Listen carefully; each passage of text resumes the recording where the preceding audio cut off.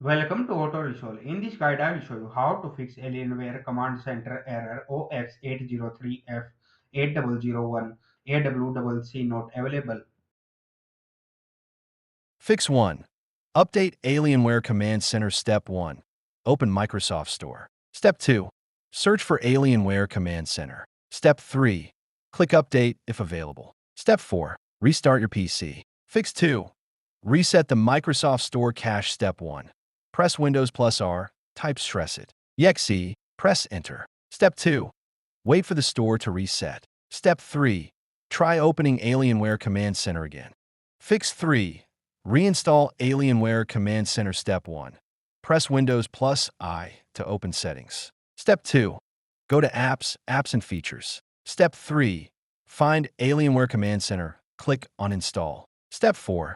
Download the latest version from Dell's official site. Step 5. Install it and restart your PC.